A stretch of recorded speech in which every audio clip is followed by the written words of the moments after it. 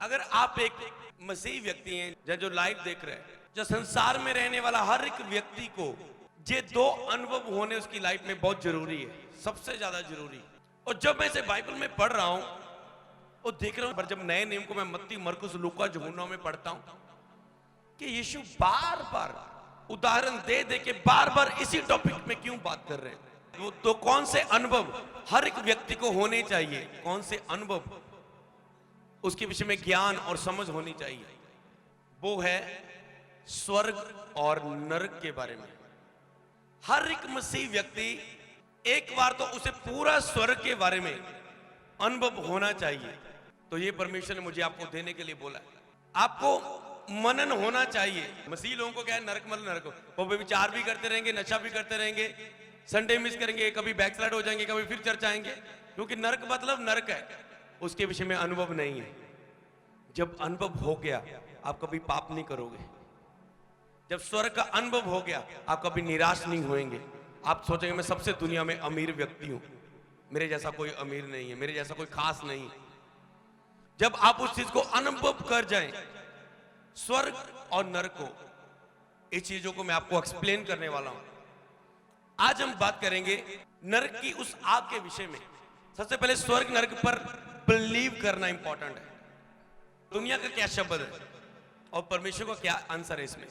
दुनिया कहती है खाओ पियो ऐश करो, जो दिल चाहता है करो। स्वर्ग नरक कहने देखिया, रब नूं कहने देखिया, तो कहने देखिया इस तो बाद की होना।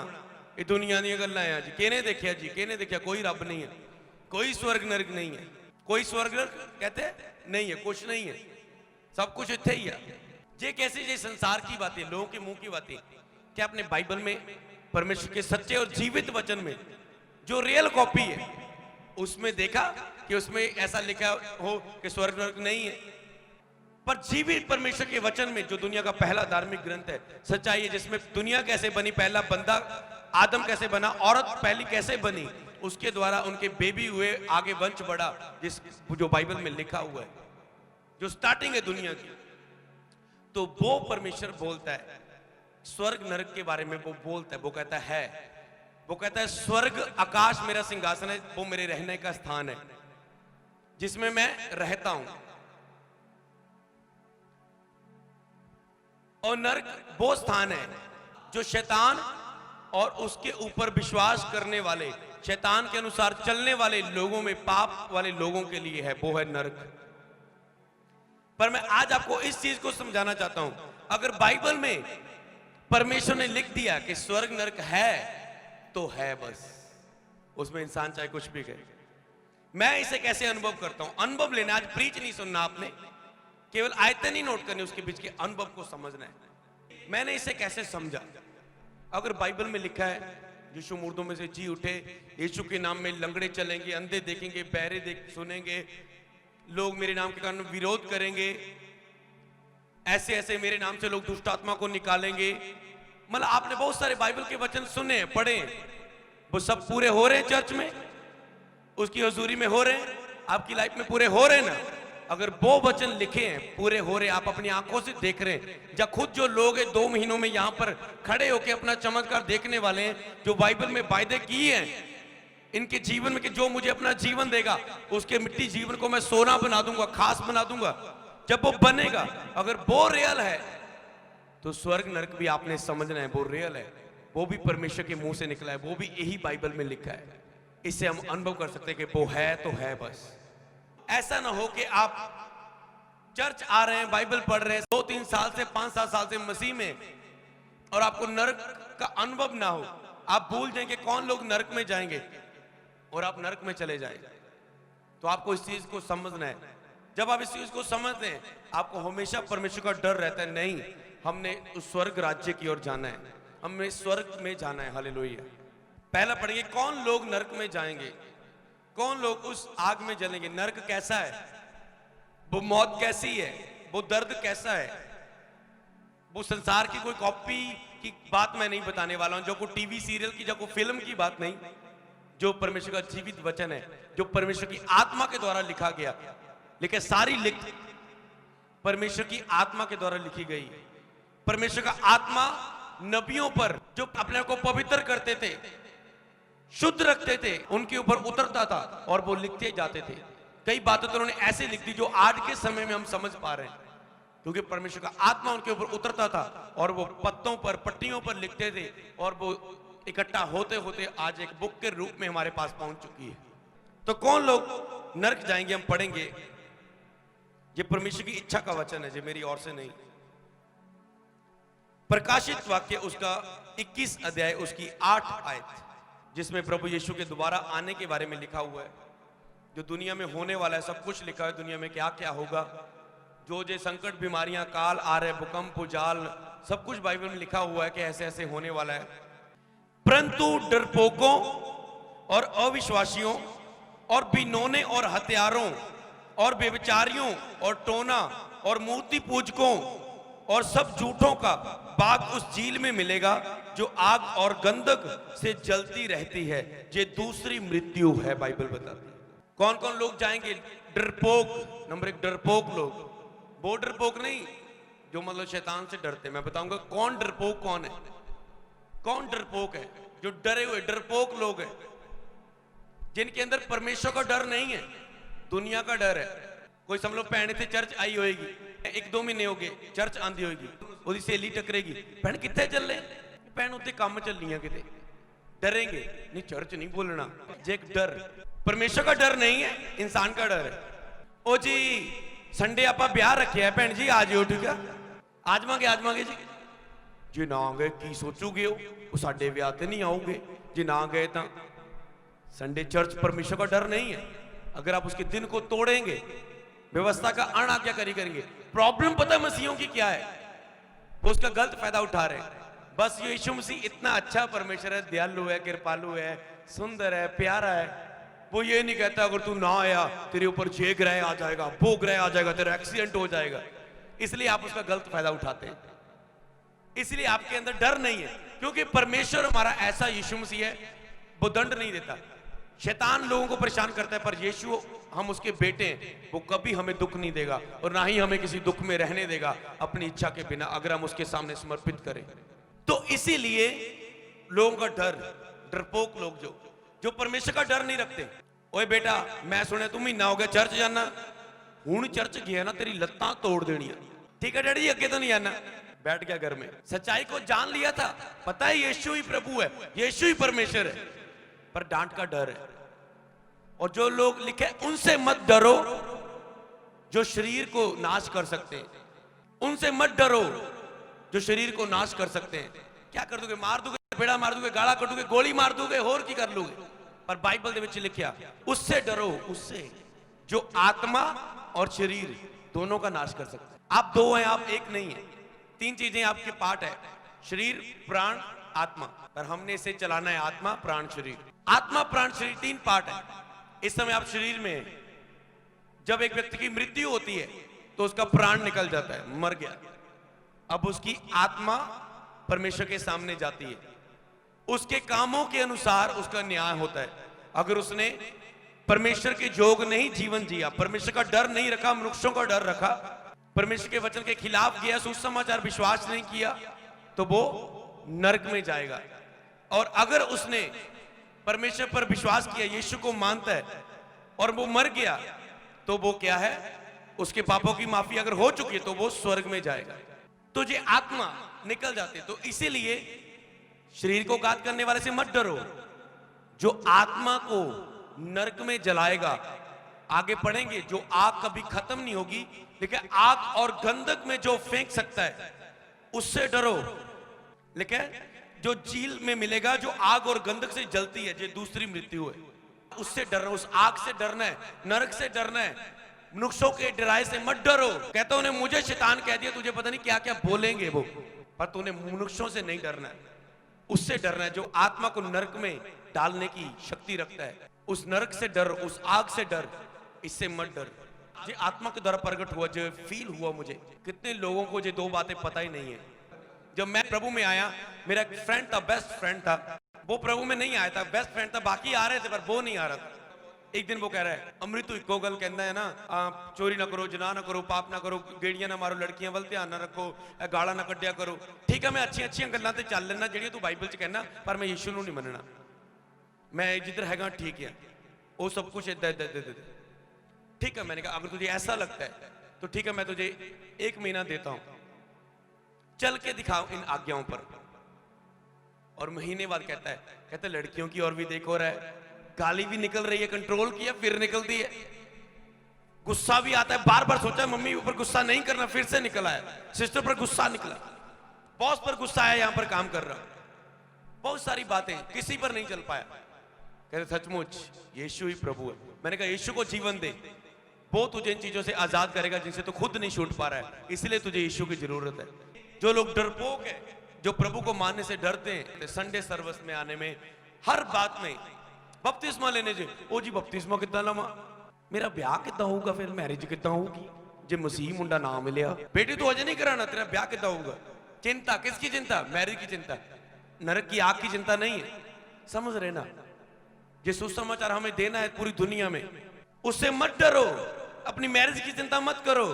मेरी लाइफ में मैंने देखा प्रभु कहता तू खड़ा होने के लिए तैयार है, मैं तेरे लिए इंतजाम करने के लिए तैयार हूं। बेस्ट वाइफ के साथ ब्लेस्ड हूं मैं, वेट इज ग्रेट। इसीलिए आपको इस चीज को समझना है कि परमेश्वर की योजना वो आपके लिए भली है, आपको बिलीव करना है प्रभु मेरे लिए भला करेगा। समझ रहे ना? डर वो पैसे तो बिना कितना सरूगा जब मेरी जॉब छड़ती, नरक का डर नहीं है। अगर यही काम करता रहा तो पता नहीं कब एक्सीडेंट हो जाए, कब अटैक हो जाए, कब रात को सोया सुबह उठूं ना और माफी मांगी नहीं और नरक में जाऊं। नरक का डर नहीं है। डर को आप समझ चुके हैं और बाकी आप खुद देख लो आपके अंदर कैसा डर है। प्रभु खुद आपसे बात कर लेगा क्योंकि ये प्रभु की आवाज है। तो मैं आगे बढ़ना चाहता हूं। परंतु डरपोकों और अविश्वासियों, अविश्वासी कौन लोग? जो परमेश्वर पर भरोसा नहीं करते। पता है जो यीशु मसीह सच्चा परमेश्वर है पर भरोसा नहीं करते, विश्वास नहीं करते। अविश्वासी लोग जो यीशु को नहीं मानते। परमेश्वर की योजना भली है। कई वक्त आप अपनी बीमारी में आते हैं, हो सकता है कैंसर में सिर्फ डॉक्टर ने 5 दिन बोले, आप चर्च में आए, आपने वचन सुना, 1-2 मीटिंग अटेंड की, आपने जीवन यीशु को दे दिया। चलो ठीक है, आप 10 दिन निकाल गए, 2 महीने हुए, आपको कुछ नहीं हुआ, आप थोड़ा थोड़ा ठीक हो गए, खाना पीना शुरू हो गया, पर 5-6 महीने बाद आप मर गए। डोंट वरी, आपने बपतिस्मा ले लिया है। जहां पर तो आप दुख में तड़फे, पर वहां पर आपको नरक की आग में अब तड़पना नहीं मिलेगा। ਸਾਡੇ ਕੋਲ ਇੱਕ ਆਸ ਹੈ ਕਿ ਆਪਾਂ ਆਪਣੇ ਪਰਿਵਾਰ ਨੂੰ ਆਤਮਾ ਦੇ ਵਿੱਚ ਮਿਲਾਂਗੇ।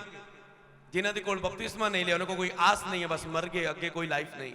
ਬਿਲੀਵ ਕਰੋ, ਇਹਨੂੰ ਪ੍ਰੇਅਰ ਦੇ ਵਿੱਚ ਰੱਖੋ, ਪ੍ਰਭੂ ਤੁਹਾਨੂੰ ਦਰਸ਼ਨ ਦੇਗਾ। ਇਹ ਤਾਂ ਅਨੁਭਵ ਅੱਜ ਤੁਸੀਂ ਪ੍ਰੀਚ ਦੇ ਵਿੱਚੋਂ ਲੈ ਰਹੇ ਆ, ਪਰ ਅਗਰ ਤੁਸੀਂ ਸੱਚਮੁੱਚ ਇਸ ਚੀਜ਼ ਦੇ ਲਈ ਹੋਰ ਪਿਆਸੇ ਆ, ਪ੍ਰਭੂ ਤੁਹਾਨੂੰ ਸੁਪਨਿਆਂ ਦੇ ਵਿੱਚ, ਦਰਸ਼ਨਾਂ ਦੇ ਵਿੱਚ ਸਵਰਗ ਨਰਕ ਦਿਖਾਏਗਾ। ਔਰ ਅਗਰ ਤੁਸੀਂ ਉਹਦੇ ਵਿੱਚ ਦੇਖ ਲਿਆ ਤਾਂ ਤੁਸੀਂ ਸੇਵਾ ਕਰੋਗੇ, ਇਦਾਂ ਦੁਨੀਆ ਨੂੰ ਬਚਾਓਗੇ ਲੋਕਾਂ ਨੂੰ ਪਾਪਾਂ ਤੋਂ। ਇੱਕ ਦਿਨ ਪਾਸਟਰ ਬੈਨੀ ਉਹਨਾਂ ਨੂੰ विजन आया, प्रभु आत्मा च लै गया, उन्हें अखा बंद की, प्रेयर च रहते सी, साइड से जाके बैठे, प्रभु ने दिखाया एक बड़ी भीड़ नरक दी आग दे विच जा रही है। और उन्हें देखा, महसूस किया, परमेश्वर ने कहा अगर तू सेवा दे विच खड़ा नहीं होएगा जल्दी तो ये लोग नरक दे विच जाणगे। उन्होंने डिसीजन लिया, अज तो जॉब छड्डदा, सेवा करदा। अज लखां लोग उन्होंने क्रूसर दे विच आंदे, जिथे चले जाण लखां लोग खड़े हो जांदे, बैठण नूं जगह नहीं हुंदी। फिर एक दिन फिर उन्हें अनुभव आया, काफी सालों के बाद सेवका में, जब वो काफी एज में भी बढ़ गए, एक टाइम बहुत बीमार हुए, हॉस्पिटल में गए और प्रभु ने उन्हें दर्शन दिया कि उनकी डेथ हो चुकी है और वो परमेश्वर के सामने पेश हो रहे हैं।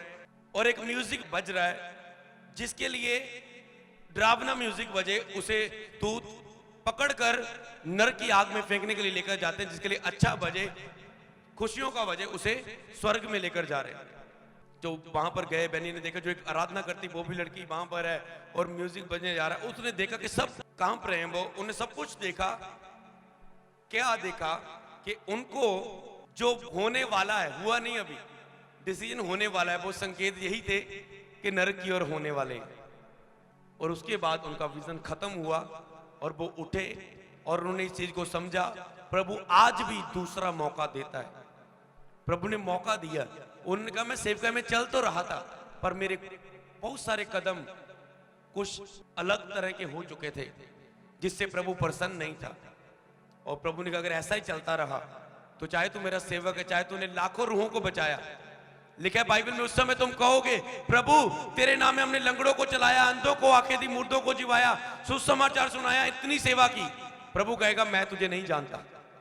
समझ रहे ना? इतना इजी नहीं है स्वर्ग में प्रवेश करना। लेकिन सुई के नक्के में ऊंट निकल जाना इजी है। सुई इतना का होता ना, आप धागा भी नहीं डाल पाते। बाइबल में लिखा है उस छोटे से नक्के में ऊंट निकल सकता है। ये ऐसा हो सकता है अगर देखा जाए, पर एक पापी व्यक्ति स्वर्ग में चला जाए ऐसा कभी भी नहीं हो सकता। प्रभु कहता है, ऐसी तुलना की उसने। सोचो, डरो उस परमेश्वर से। और मैंने जे एक ही टॉपिक पर प्रीच अपनी लाइफ में पहली बार कर रहा हूं, कितनों को पता है? क्यों? क्योंकि परमेश्वर नहीं चाहता आप डर के परमेश्वर को माने। परमेश्वर चाहते हैं कि आप उसका लव को जान के कि उसने आपसे प्यार करता है, ये बात जान के आप यीशु को माने। ये बात आप समझ रहे हैं? इस चीज को जो लोग समझ रहे हैं उसकी तारीफ कर रहे हैं। वो सोचे कि लाखों रूहों को बचाने वाला व्यक्ति नरक में जा रहा था। सोचो आपका मेरा क्या बनेगा। हमें सीरियस होना है परमेश्वर के साथ। और जब पाप आपके जीवन से जाएगा तो आशीष आपके जीवन में आएगी। ये गिफ्ट है पाप को छोड़ने का जो प्रभु देता है। जैसे मैंने बोला था वेडनेसडे, आपका एक पाप छोड़ने का फैसला आपको वीजा दे सकता है, आपको गवर्नमेंट जॉब दे सकता है, आपको बेबी दे सकता है। एक पाप छोड़ने का फैसले से प्रभु आपको ब्लेस कर सकता है, एक कमजोरी छोड़ने के फैसले से, क्योंकि प्रभु प्रसन्न होते जब आप आज्ञाकारी करते हैं। तो लिखे, डरपोकों, अविश्वासियों और बिनौने और हत्यारों, जो हत्या करते हैं, बिनौने काम करते हैं, रेप करते हैं, अपने लोगों से बुरा व्यवहार करते हैं, बेनौने काम, हत्यारे, बेविचारियों, जो बेविचार करते हैं, गंदे काम करते हैं, गलत रिलेशनों में, कुआरेपन में, मैरिज अभी हुई नहीं पर गलत रिलेशनों में लड़कियों के साथ सोते हैं, गलत वीडियोस देखते हैं, बेविचारी लोग और टोना करने वाले लोग जो बाबोचीनों के पास जाते हैं, उन्होंने तो जाना ही है नरक में। खुद आप लोगों को भी लेके जा रहे हैं जिनके टोने वो कर रहे हैं। उनके पास पता है कौन जाते हैं? जादू टोने के पास।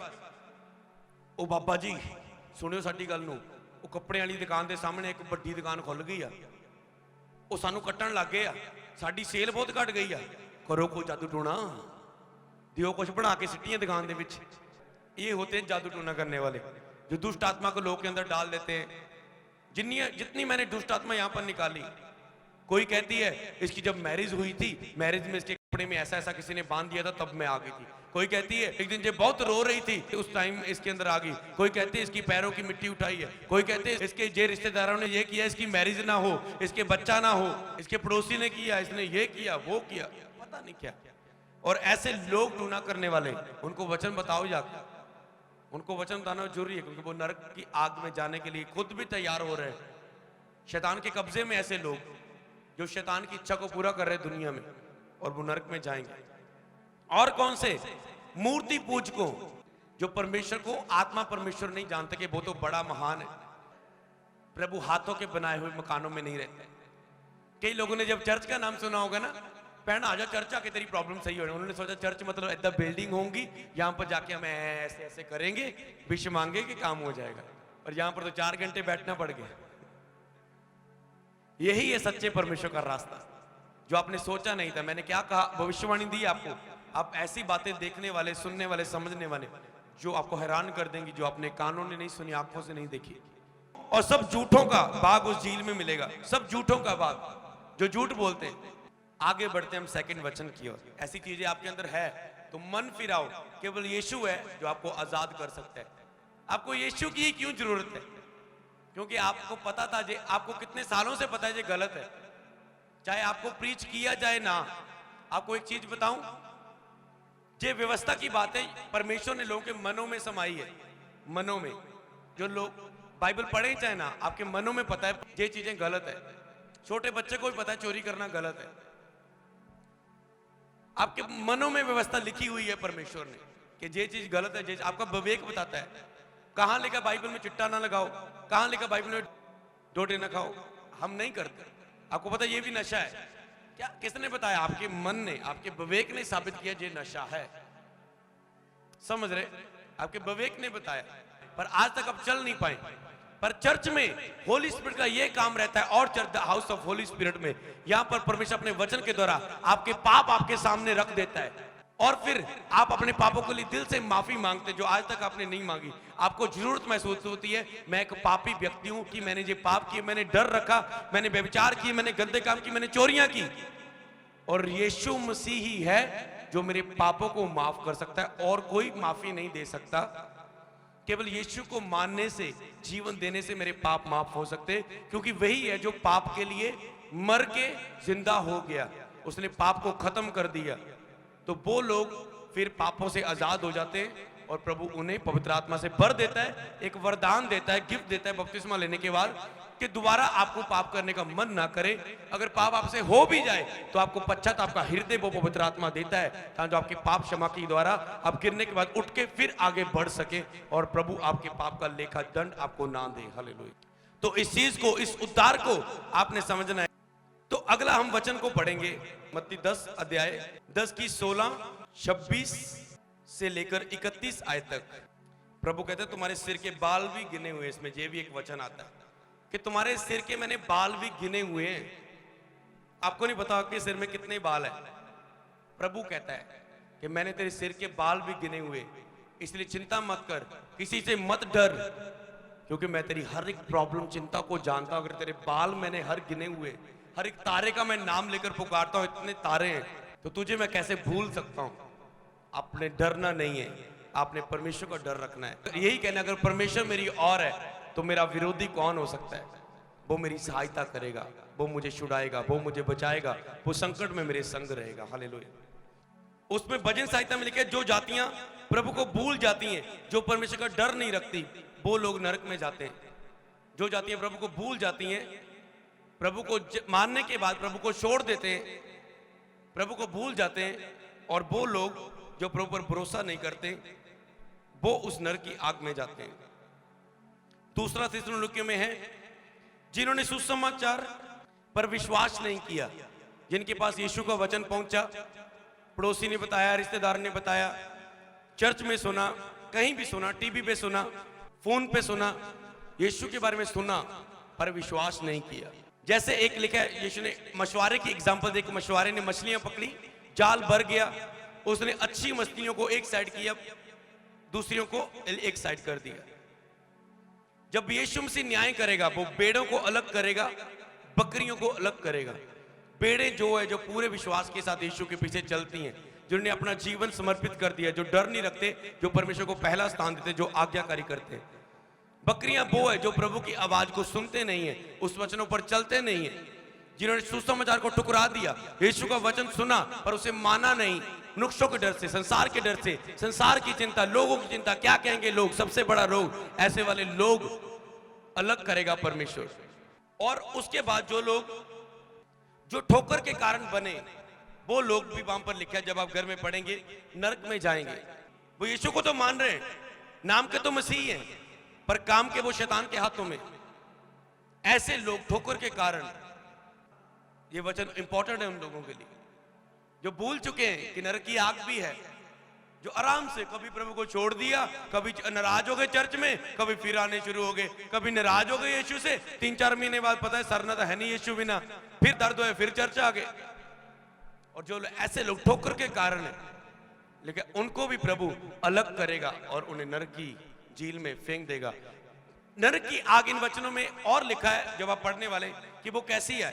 नंबर 1, वो आग कभी बुझने वाली नहीं। जिस आग में वो व्यक्ति जाएगा कभी बुझने वाली नहीं। वो आग जलती रहेगी, बंदा तड़ता रहेगा, मौत नहीं आएगी। कितनी खतरनाक बात है, मौत नहीं आएगी। यहां पर आपको कोई बंदा पकड़ ले जा, कोई किडनैप कर ले, बंदा तड़पा तड़पा के कितना भी कर लेगा, मरे जाएगा एक दिन बंदा।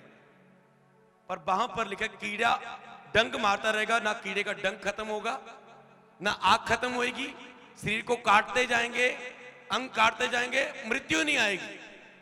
और ऐसी चीजों को जब हम अनुभव करें, रोना आता है।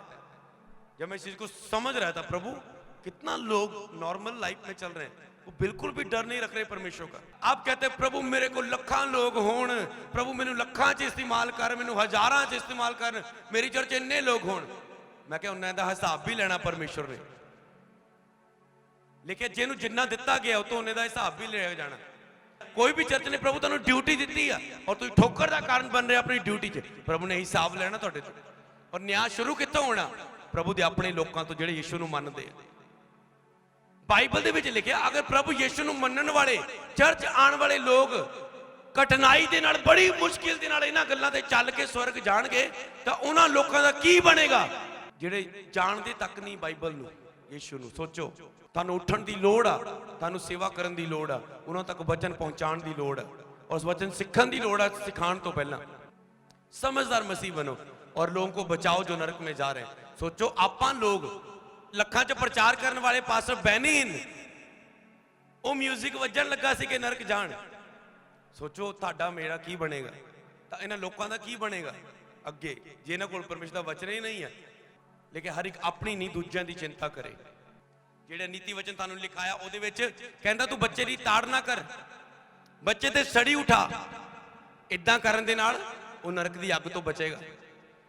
ਅਗਰ ਤੁਹਾਡਾ ਬੱਚਾ ਆ ਉਹ ਗਲਤ ਕਰ ਰਿਹਾ, ਪਬਜੀ ਖੇਡ ਰਿਹਾ, ਗੇਮ ਖੇਡ ਰਿਹਾ, ਫੋਨ ਤੇ ਟਾਈਮ ਵੇਸਟ ਕਰ ਰਿਹਾ, ਤੁਹਾਡੇ ਮੋਹਰੇ ਬੋਲ ਰਿਹਾ, ਤੁਹਾਡਾ ਕਹਿਣਾ ਨਹੀਂ ਮੰਨਦਾ, ਸੂਤ ਕਰੋ ਉਹਨੂੰ ਡੰਡੇ ਨਾਲ, ਝਿੜਕੋ ਉਹਨੂੰ ਪੁੱਠੀਆਂ ਆਦਤਾਂ ਨਾ ਪਾਓ।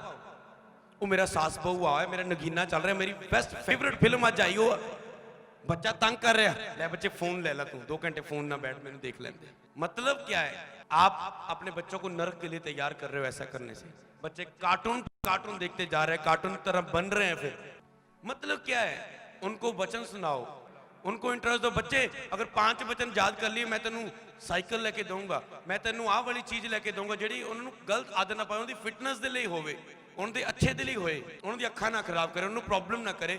ਲੇਕਿਨ ਆਪਣੇ ਬੱਚਿਆਂ ਨੂੰ ਡਾਂਟ। ਇਦਾਂ ਦੀਆਂ ਪਤਨੀਆਂ ਵੀ ਆ ਜਿਹਨਾਂ ਦਾ ਪਤੀ ਰਿਸ਼ਵਤ ਲੈ ਕੇ ਘਰ ਆਂਦਾ ਆ ਅਤੇ ਖਾਈ ਜਾ ਰਹੀਆਂ ਉਹਨਾਂ ਦਾ ਪੈਸਾ, ਕਦੇ ਨਹੀਂ ਪੁੱਛਿਆ ਵੀ ਕਿੱਥੋਂ ਆ ਰਿਹਾ, ਕਦੇ ਨਹੀਂ ਪੁੱਛਿਆ, ਖਾਈ ਜਾ ਰਹੇ। ਤਾਂ ਤੁਹਾਨੂੰ ਆਵਾਜ਼ ਉਠਾਣੀ ਪਏਗੀ। ਅਗਰ ਤੁਹਾਡੇ ਤੋਂ ਕੋਈ ਸੀਨੀਅਰ ਆ, ਤੁਸੀਂ ਉਹਨੂੰ ਡਾਂਟ ਨਹੀਂ ਸਕਦੇ, ਪਿਆਰ ਨਾਲ ਸਮਝਾ ਸਕਦੇ ਹੋ, ਪ੍ਰਾਰਥਨਾ ਕਰ ਸਕਦੇ ਹੋ। ਮੰਨਣਾ ਨਾ ਮੰਨਣਾ ਉਸ ਵਿਅਕਤੀ ਦਾ ਆਪਣਾ ਫੈਸਲਾ ਹੈ, ਪਰ ਤੁਸੀਂ ਆਪਣਾ ਰੋਲ ਪੂਰਾ ਕਰੋ। ਏਲੀ ਜਾਜਕ ਦੇ 2 ਪੁੱਤਰ ਸੀਗੇ, ਉਹ ਭਵਨ ਦੇ ਵਿੱਚ ਪੈਸਾ ਚੋਰੀ ਕਰਦੇ ਸੀ, ਉਹਨਾਂ ਐਸ਼ ਕਰਦੇ ਸੀ, ਲੜਕੀਆਂ ਨਾਲ ਵਿਚਾਰ ਕਰਦੇ ਸੀਗੇ ਭਵਨ ਦੇ ਵਿੱਚ, ਅਤੇ ਉਹਨੇ ਕਦੇ ਡਾਂਟਿਆ ਨਹੀਂ। ਉਹ ਯਾਰ ਕੋਈ ਨਹੀਂ, ਨਿਆਣੇ ਆ, ਕੋਈ ਨਹੀਂ, ਠੀਕ ਆ, ਕੋਈ ਨਹੀਂ, ਮਾਫ ਕਰ ਦੂਗਾ ਪ੍ਰਭੂ, ਕੋਈ ਨਹੀਂ, ਮਾਫੀ ਦੀ प्रार्थना करवा देंगे ਇਹਨਾਂ ਦੀ, कोई नहीं जी। एक दिन क्या हुआ, यहोवा का क्रोध आया, उसके पुत्र भी मरे, वो भी गया काम से। आपको पाप के खिलाफ बोलना है, आवाज उठानी है, लड़ना नहीं है, शैतान से लड़ना है। प्रेयर में उसको चेंज करना है। और जब बोलने का टाइम आए, सही समय पे बोला वचन काम करता है। देखो कब हस्बैंड का मूड सही है, कब वो खुशी में है, कब उनको आप वचन सुनाएं। सही समय पे बोला वचन काम करता है। और कभी लड़ाई में वचन मत शेयर करो, घर में कभी प्रचारक मत बनो, हस्बैंड को कभी प्रेयर का प्रेशर ना डालो, जब वाइफ को कभी प्रेयर में साथ बैठने का प्रेशर ना डालो, उसके लिए प्रेयर करो कि प्रभु उसे चेंज करे, उसको आत्मिक माहौल में जाए।